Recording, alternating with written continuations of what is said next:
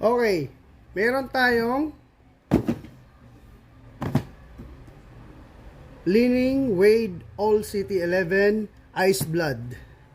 So, check natin. So, meron tayong 10.5 Li-Ning All City 11. 10.5. Let's check the shoes. So, ito yung shoes natin. So, hindi mo na ako sasama sa vlog. Yung shoes lang muna ilalagay natin. See? Napakaganda ng sapatos. Oh. Kita natin na yung shape niya, ayan, kung sinong nakakasuot ng Kobe 5, para sa akin kasi nagkaroon ako ng Kobe 5, Kobe 6, tsaka Kobe 4. Yung tatlo na yan, ito, kahugis talaga siya ng Kobe 5. No? Itong colorway na to, isa sa pinakagusto ko rin sa All City 11, yung Ice Blood. May Ice Blood din ako ng 8082. No? Yung low cut lang na 8082, green din, ganito rin siya. So kung titingnan natin siya yung upper outsole niya, makikita natin ito yung meron siyang CST dito. Then para sa akin siya pwede rin siyang pang outdoor pero more on hardwood sa mismong tabla. Mas gusto ko to kasi based sa mga performance na nakikita ko sa mga review, talagang maganda to sa tabla. Yan. Paganda oh. Yung insole niya, makikita natin yan. Sa loob, D-Wade All City 11, DWAC All City 11. Ayan. Then ito yung mga tag niya. Then yung makikita natin yung upper portion niya dito is siya, made of synthetic materials, pero maganda siya compare mo sa ibang mga sapatos, no? So open na to sa market. Ang SRP nito is 8,400. Pero dito sa atin lang to, 3,595 only.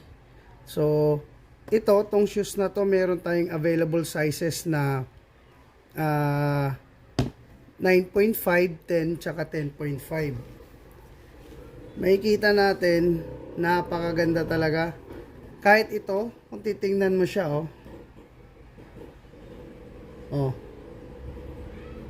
kung nakapagsuot kayo ng Kobe 5, yun talaga. Kasi nakapagsuot na ako and then ito nakapag-fit na rin ako nito doon sa size ko na size 10. Talagang swabing-swabe ito at napakagandang ipanglaro. Tsaka yung colorway niya, brothers. Ayan, napakaganda ng colorway. Usong-uso ngayon ng mga colors. Then yung sa isang naman, check natin. Ayan yung isa. Yung sa left. Para sa kaliwa, yan yung shoes. Check natin, napakaganda. Then dito makikita mo, both shoes meron siya nakalagay na All City 11. Tingnan mo yan, All City 11 yan nakalagay. Tapos yung sintas niya is ganito yung sintas niya, Flat lang siya na medyo curly. Ano to? Curly ba to? Hindi ko alam kung anong klaseng sintas to. Pero lahat ng All City 11 ganito yung sintas niya. Then dito makikita mo is yung signature ni Dwayne Wade. Ayan, Brad. Makikita natin dito yung yan, may nakalagay All City 11. Then perma ulit ni Dwayne Wade.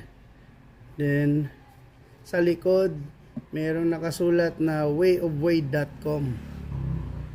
So sa Way of Wade, kung gusto niyo umorder nito, pwede kayong umorder sa Way of Wade. Pero yun nga, medyo mataas doon, no? Sa atin, mura lang. Then we can provide 12-digit anti-counterfeit codes nito. No? Dito yan makikita. Yan. Yun, yung nasa ano na yan. May QR code na yan, din yung number. So, eto, tinest ko na. Okay siya. And meron siyang tumama yung color codes niya sa sapatos na to. Tsaka yung size, makikita mo dun. Lalabas siya mismo. Then yung color ng numbers na 12 digit na yon corresponding dito, tama siya. Napakagandang sapatos, guys. So, grab nyo na kung gusto nyo. Visit nyo lang yung page ko. Yung VCA Sports Sneakers and Apparel. Nandun lahat yung mga items na binibenta ko. Then, abangan nyo lang sa mga susunod ko na mga vlog. Maglalabas pa ako ng ibang mga colorways nito. And, yun. Bili na kayo, guys. Paunahan na lang. Actually, ito, yung isa, may dumating na nito na ano, pero may may-ari na eh. So, may hinihintay pa ako. Yun nga lang. Yun na nga lang yung mga sizes niya. 9.5, 10, tsaka 10.5 na lang natira. Yun, guys. Bili na kayo.